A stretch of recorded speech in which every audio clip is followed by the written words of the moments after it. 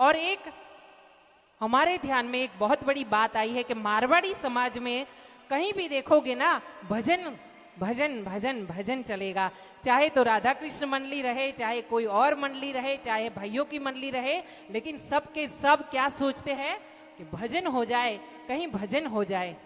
और इसी भजन के सहारे तो मैं बोलती हूँ कि हमारा भी कथा हो जाए। हाँ, इसी कथा के नाम के, इसी कथा को लेकर के तो मैं आ जाती हूँ फिर समझ के कि यहाँ पे भजन हो रहा है, ये भजन को हजम कर रहे हैं तो मेरी कथा को भी समझ पाएंगे, है ना। इसीलिए मैं अपना प्रस्ताव लेकर आती हूँ कि आप कथा लेके रख दीजिए भाई।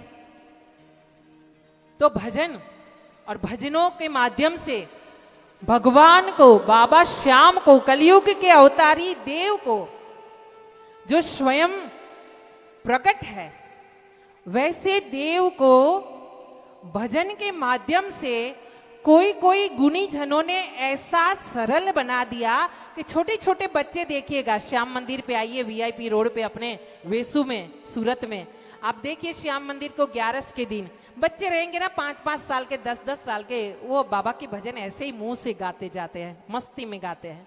हाँ, अब छोटा बच्चा और वो भी भक्ति करे, वो भी भजन गाए, और इतना बढ़िया ये कलयुग में हो रहा है। कहाँ? मारवाड़ी समाज में। एक बार जोरदार जयकार हो जाए अपने समाज के लिए। जय हो राजस्थान की धरती को, जय हो, नमन हो, प्रणाम हो, वंदन हो। मारवाड़ी समाज को वंदन हो, राजस्थान के समाज को, कि जिन्होंने अपने समाज को सिखाया क्या कि पल्लू, सर से पल्लू ना उतरने पाए, हाँ, भजन न कम होने पाए। और ऐसे ही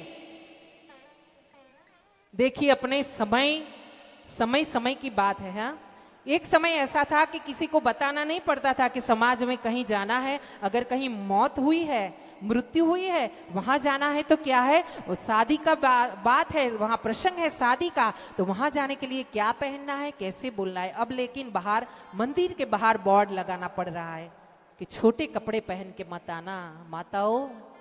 हाँ, भाइयों को तो ऐसी चिंता नहीं है ज्यादा, क्योंकि भाइयों को ज्यादा समझाने की जरूरत नहीं होती है।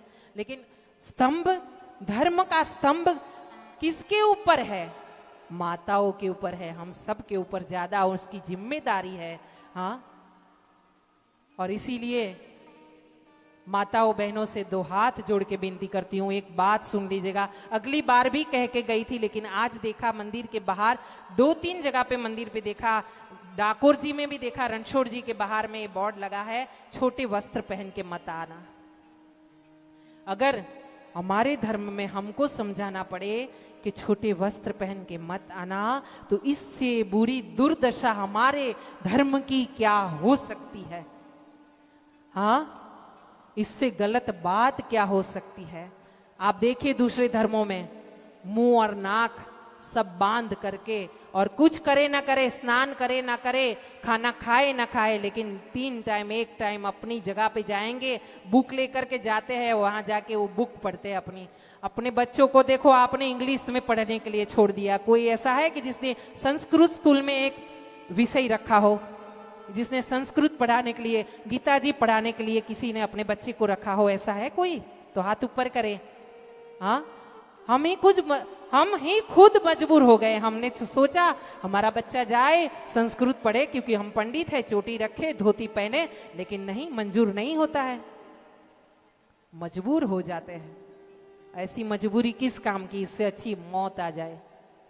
अपना समाज, गुजरात में आए हो, प्यार से मिल गए हो धरती में, जैसे दूध में शक्कर मिल जाती है, वैसे आप मारवाड़ से आए हो, राजस्थान से आकर के गुजरात की धरती में मिल गए हो। आप बहुत धन्यवाद, आपको साधुवाद, आपको प्रणाम, आप सभी को राजस्थान की धरती को प्रणाम, व्यासपीठ से साधुवाद।